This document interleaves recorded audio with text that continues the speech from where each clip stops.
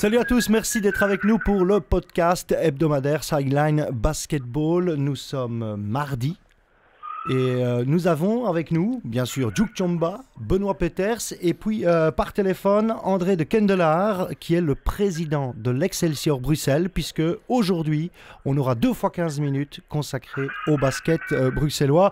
Monsieur de Kendelard, bonjour. Oui, bonjour.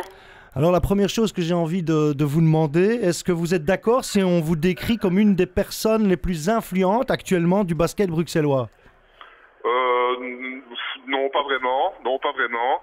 Je m'occupe d'un club de basket. On essaye de faire du bon travail, tant en termes de formation de jeunes que en termes de prestations pour son équipe Fagnon qui est en division 2 nationale, comme la plupart des auditeurs le sait sans doute. André, tu es actuellement maintenant à la tête du club le bruxellois qui joue le plus haut en Division 2. Vous jouez la première partie du classement en Division 2. On connaît tous le contexte un peu particulier à Bruxelles. Quel est votre projet exactement dans les années à venir? Mais le projet, c'est de construire un club formateur d'abord et ensuite avec une structure et une base financière solide pour pouvoir faire du travail dans le temps. C'est donc un travail au départ pour les jeunes et comme tout le monde sait aussi, les jeunes ont besoin d'exemples. Ils ont besoin d'exemples et c'est pour ça que c'est important d'avoir pour le moins une équipe représentative à Bruxelles qui montre l'exemple aux plus jeunes qui ont envie de développer ce sport-là. André, écoute, c'est Duke. Bonjour. Ouais, salut. Déjà, écoute, commençons les choses bien. Félicitations pour ce que vous êtes en train de faire cette saison. Merci. Franchement, ça fait plaisir de voir un petit peu donc un club bruxellois qui joue le top de la D2. Même si de l'autre côté, je voudrais un petit peu, parce que tu disais, on parlait donc d'avoir une bonne structure, tant sur un point de vue financier qu'au niveau pour les jeunes. Mm-hmm. On sait justement que c'est un petit peu le micmac à Bruxelles pour avoir justement des sponsors. Et comment est-ce que vous, à ce niveau-là, vous avez réussi à sortir un petit peu votre épingle du jeu et injecter, je veux dire, quelque chose de différent au-delà du partenariat simple avec la ville? Mm-hmm. Écoute, effectivement, le problème du financement et du sponsoring est un problème complexe. D'abord, en ce qui concerne le club dont je m'occupe, je pense qu'on gère ça d'une manière extrêmement sobre. On ne va pas chercher, on dépense pas des sommes inconsidérées et certainement pas des sommes qu'on ne va pas pouvoir financer. La deuxième chose, c'est que nous savons bien aussi que dans une capitale, pour attirer le public, c'est tout de même important. Il faut une équipe qui joue le haut du classement dans une capitale. Si vous jouez pas la deuxième, la troisième place au niveau de la division 1, vous n'aurez pas de public, ce qui veut dire que vous avez besoin de construire une équipe chère pour pouvoir attirer le public. Et en attirant le public, vous attirez évidemment le sponsor. Et donc le plus compliqué, c'est la première étape. C'est celle qui consiste à dire il faut que je construise une équipe alors que j'ai pas encore les sponsors, j'ai pas encore le public. Et c'est évidemment une mission extrêmement compliquée. Et je pense que justement les seuls qui peuvent nous aider à démarrer cette histoire et cette aventure, ce sont les pouvoirs publics qui, eux, sont prêts à attendre 2 ou 3 ans pour avoir un return, contrairement aux sponsors privés qui, eux, veulent un return immédiat, évidemment. Ok. Mais quand on regarde finalement le nombre de clubs à Bruxelles, c'est pas énorme si on compare avec d'autres régions comme Liège ou voire le Hainaut. Il n'y a pas énormément de clubs pour une grande ville comme Bruxelles. Ouais, il y a pas beaucoup de clubs parce qu'il n'y a plus beaucoup de dirigeants. Hein. Tu sais, les jeunes, il y en a plein qui demandent à jouer au basket ou même d'autres sports. Le problème, c'est qu'il y a plus de dirigeants. Quand on voit les fusions de clubs qui se passent, c'est pas parce qu'il y a plus de jeunes, hein, c'est parce qu'il y a plus de dirigeants. Et c'est le gros problème. C'est le gros problème à Bruxelles. Mais tu sais, j'entends dans d'autres provinces aussi. Hein, le manque de dirigeants, c'est pas un problème uniquement bruxellois. C'est un problème à tous les niveaux, je pense. Parce que quand on voit la D1 avec ses 9 clubs, Bon, c'est vrai qu'on évoque toujours, parce qu'il y avait eu l'aventure de Bray, qui a un grand club du Limbourg qui pourrait prendre cette 10e place. Mais sur 10 clubs en D1 ou 10 futurs clubs, on l'espère, il faudrait quand même que Bruxelles soit représenté. L'Excelsior espère pouvoir combler ce manque-là? Écoute, je pense qu'on est tous d'accord pour dire que c'est important d'avoir un club en D1 sur Bruxelles. Si l'Excelsior est appelé, je dis bien est appelé à jouer ce rôle-là, il l'assumera. Ce n'est pas quelque chose, sur lequel je vais me ruer et puis me casser le nez. Je suis pas du tout dans ce scénario-là.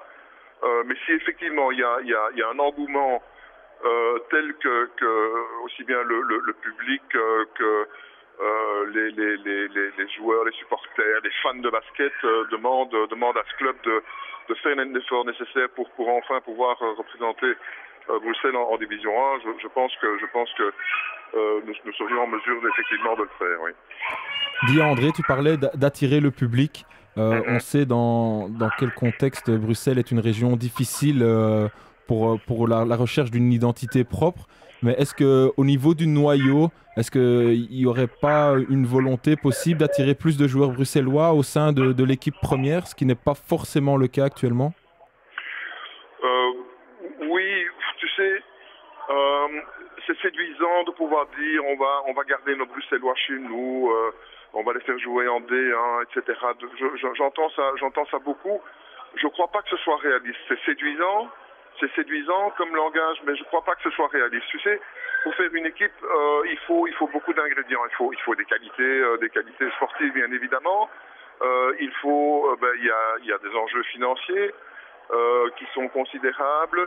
Et puis, il faut que la sauce prenne, comme on dit, dans notre jargon. Il faut que tu mettes en place 10 joueurs qui finalement formeront un groupe cohérent et un groupe qui finalement pourra faire de bons résultats. Maintenant, est-ce que ce groupe cohérent, des gens qui s'entendent, etc., sont peut-être formés par des Bruxellois ou un certain nombre de Bruxellois? Ben, c'est pas sûr, c'est possible, mais c'est pas sûr. Voilà. André, sur celle-ci, je ne te reprendrai pas, mais Okay. on va directement alors enchaîner au concept de l'école de jeunes. Je veux dire qu'on aime ou qu'on n'aime pas, sur papier, vous avez quand même l'une des écoles des jeunes les plus importantes sur Bruxelles. Cette position aussi maintenant vous force un petit peu à être controversé sur certains points, dans le sens où on dit que soi-disant, les jeunes à l'Excelsior ne sont pas réellement formés comme ils devraient être. Quel est ton avis sur la chose? Écoute, tu sais, je pense effectivement que on peut mieux faire. Je crois que on forme aujourd'hui avec les moyens que nous avons. Nous essayons de faire du bon travail. Nous avons des gens compétents et plein de bonne volonté. Mais je dois reconnaître qu'effectivement, la formation est insuffisante. Je pense qu'il faudrait notamment plus de spécifiques au niveau des joueurs. Ici, on travaille essentiellement par équipe. C'est évidemment insuffisant. Il faudrait faire beaucoup plus de spécifiques. On en fait, mais pas assez. Et je pense aussi qu'il faudrait sans doute plus d'entraîneurs chevronnés, voire des entraîneurs professionnels. Mais là, évidemment, on est de nouveau confronté à un problème de moyens. Mais alors, justement, à ce niveau-là, tu n'as pas un petit peu l'impression que c'est du papier collé de ce qui s'est passé ces dernières années avec des clubs tels que l'Atomia, et que maintenant, on a un petit peu l'impression que la seule chose qui a réellement changé, mis à part, tu disais les dirigeants, même si on sait que tu avais quand même une certaine position aussi avec l'Atomia en tant que consultant, que la seule chose qui change maintenant, c'est la couleur du maillot. Mais que pour l'instant, c'est un petit peu, on a l'impression que c'est la même sauce et qu'on va quand même terminer de la même manière. Quel est ton avis, toi, personnellement, là-dessus, surtout quand on sait que l'Excelsior, c'est quand même ton petit bébé? Oui, mais écoute, je crois que l'Excelsior, effectivement, je m'en occupe et je m'en occupe depuis de nombreuses années. J'ai l'intention d'encore m'en occuper quelques années. Mais c'est après tout, c'est d'abord un club qui qui est composé de joueurs qui veulent s'affilier dans ce club et de dirigeants. Nous avons la chance d'avoir une équipe de dirigeants assez nombreuse. C'est ce qui fait que on peut fonctionner dans des conditions assez intéressantes aujourd'hui. Maintenant, du copier-coller, écoute, très franchement, j'en sais rien. La seule chose que je me suis rendu compte, c'est que l'Atomia a fait, et dans certaines circonstances, fait encore du bon travail avec les jeunes. Et donc, voilà, moi, je suis pas vraiment en mesure de comparer, de me dire c'est moins bien, c'est mieux, etc. Je reconnais que l'Atomia a toujours essayé de faire du bon travail avec les jeunes, et c'est ce que nous essayons de faire aussi, voilà. Dis André, pour terminer, on sait qu'il y a encore un gros fossé entre la D2 et la D1, aussi bien financièrement que sportivement. Vous n'êtes pas prêt à aller en D1, en tout cas ici, sur les 2-3 prochaines années. En attendant, quels sont les gros challenges que vous vous fixez et que vous pouvez offrir au public avec votre équipe? Les gros challenges, c'est un peu de continuer à faire ce qu'on fait pour le moment, c'est d'avoir une équipe compétitive en D2. Nous avons eu un match intéressant la semaine dernière où on a reçu les amis de Kangaroos Boom qui nous ont battus méritoirement, je dirais, de 5 points. On était dans une salle où il y avait 700 spectateurs, 650 spectateurs environ. Je trouve que c'est vraiment pas mal en tenant compte des difficultés de parking que nous avons à Neder-Overembeek. Je suis quand même très satisfait de pouvoir attirer autant de monde. Et je pense qu'en attendant éventuellement de pouvoir monter dans des conditions sérieuses en Division 1, nous allons continuer à travailler sur deux plans. D'abord, maintenir une équipe compétitive pour pouvoir jouer les 3-4 premières places dans les années à venir en Division 2, parce que ça intéresse les gens de venir voir un match et de gagner. Et puis deux, de continuer à construire sur la structure, au niveau de l'encadrement, des jeunes, au niveau de l'encadrement de la structure club et au niveau de son financement. Voilà nos objectifs pour les 2 et 3 années à venir. Bien, André de Kendelare, merci beaucoup d'avoir participé à ce podcast consacré au basket bruxellois une prochaine fois et bonne continuation avec l'Excelsior. Merci de m'avoir appelé, à bientôt. À bientôt, au revoir. Ciao.